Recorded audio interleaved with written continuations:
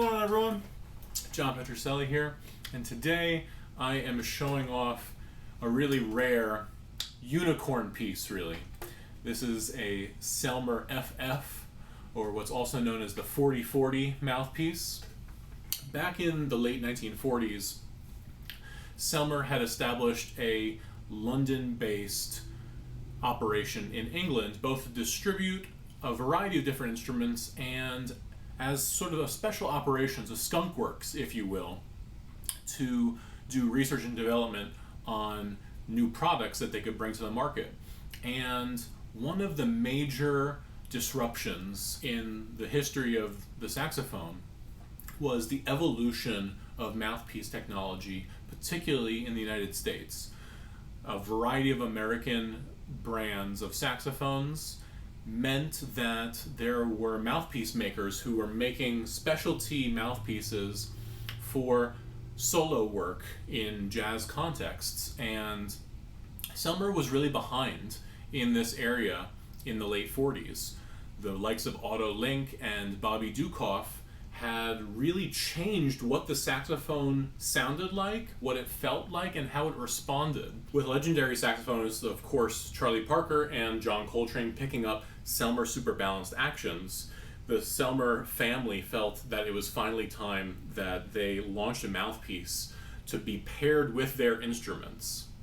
Let's not forget that Selmer has a sound in mind, not only for their saxophones, but for how a mouthpiece will pair to their saxophone.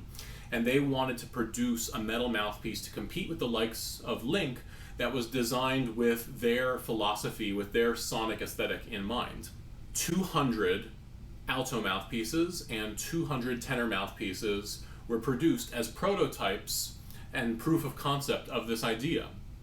And you can see here, this mouthpiece is really unique in a variety of different ways. First and foremost, you'll notice that there is a ligature that pairs with this mouthpiece that is extremely specific and unique. It's single screw, it's Link-esque in its design, but you can see that there's a much more harsh or angular structure that pairs with this unique chamber of mouthpiece. Many ligatures won't fit the bore of this mouthpiece because of the slope and the width or the thickness of the base of the chamber. The engraving work is also notable. You can see that it has Selmer engraved on the bottom, as well as 4040, 40FF40, or Fortissimo possibly. There's not a whole lot known about these mouthpieces, unfortunately, because they never went to full production. Parker got one and was very famously performing on it for the Bird with Strings recording, but we don't actually know how the prototype got into Parker's hands from England, and in fact how they made it out of England entirely is a matter of debate, since one of the major reasons why this piece was not exported globally was because there was a massive tariff to bring products out of England during this time period, and it led to Selmer deciding to abandon the mouthpiece for that reason. They couldn't actually bring them back to Paris or export them without taking a massive tariff. You can see though at the bottom the Made in England stamp, and this specific mouthpiece is a D6, which corresponds on the Selmer literature to a 0.79 tip opening. To me, this feels a lot like a 6-star to a 7. It feels like it plays like a 7 to me personally, and I think with a heavy reed, a 3 or even up to a 4 strength reed, this plays with just an amazing amount of balance and precision. I'm really just fascinated by how this mouthpiece plays. I played it for you on my King Super 20 from 1948, period correct, but I'd love to play it for you as well on my Super Balanced Action. This is an instrument in the 44,000 range. It's a relacquer, but an old relacker from 1983 that I'm selling through my service, Shore Sax, and hopefully this gives you an idea of what the tenor version of this mouthpiece, which has been made so famous by its association with Charlie Parker on alto saxophone, what the tenor piece will sound like. And there's 199 more of these out there. I know that my friend Kevin's son owns one and plays on one. I don't know where the rest are, how many are still in existence, but here we go. Let's take this for a test drive on the super balanced action.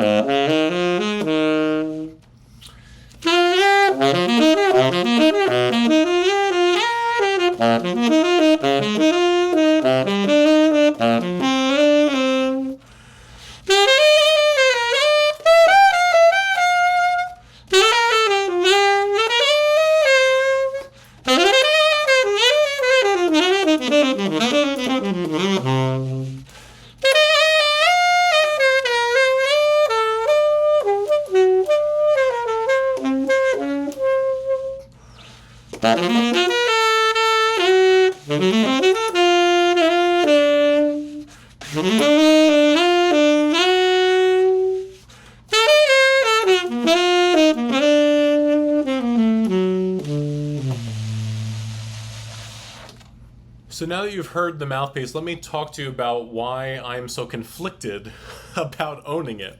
I purchased this in 2020, and I immediately saw it and knew that it was such a rare opportunity that I had to check it out. So I bought it.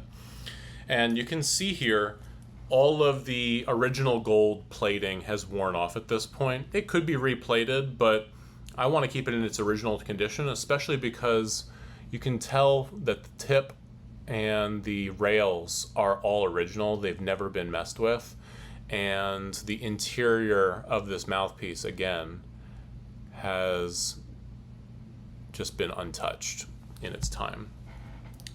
That all to me is just incredibly impressive. Again, just for the rarity of this mouthpiece. You also have the original ligature, and it's in perfect condition. It operates just like an auto link, and it's one of the only stock ligatures that will fit this mouthpiece, just because it's as wide of a chamber as my Dukoffs. It also has the original cap, and it's all a pretty amazing package, frankly. It looks like nothing else, it plays like nothing else. It has that woodiness to it that immediately screams Parker with strings, and I love the sound. However, it's one of 200, right? And that is always in the back of my mind. I don't feel like this is something that is an everyday playing piece. It definitely, to me, is something that should be cared for and preserved, and I am definitely conscious of the fact that there aren't many of this mouthpiece out there, and that they should be preserved for future generations. Ted Klum has done an amazing thing, mouthpiece maker in New Jersey, to me one of the best mouthpiece makers in the world. I've played his pieces for years, and he has made a replica of the alto version of this mouthpiece. But as of the time of this video, in 2023, there is no such replica for the tenor version, and I'm not sure that there will be, because very few people are aware that the tenor version exists, and it doesn't have the same sort of cachet because there is no famous player associated with the tenor side of these mouthpieces. However, I just think that this is an amazing, amazing piece, and I am on the fence about whether I should keep it, whether I should continue to play it, or perhaps a collector or even a museum wants to hold on to something like this for display purposes. So guys, let me know in the comments below, what do you think I should do with the rarest mouthpiece ever made? And what should I do with my example? And do you have gear that you feel similarly conflicted about?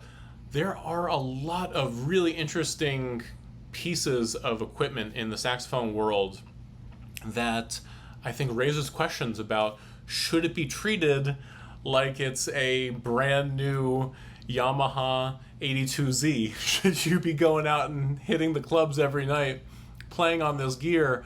Or are we getting to a point where some of these amazing items, mouthpieces, ligatures, saxophones, are getting to a point where what's the risk reward of bringing it out every time you hit the bandstand? I feel like this mouthpiece is sort of my canary in the coal mine of, should I bring something like this out, or does it sort of deserve a rest at this point? Anyway, let me know what you think, and hope you like and subscribe. Continue to follow the journey. Thanks so much.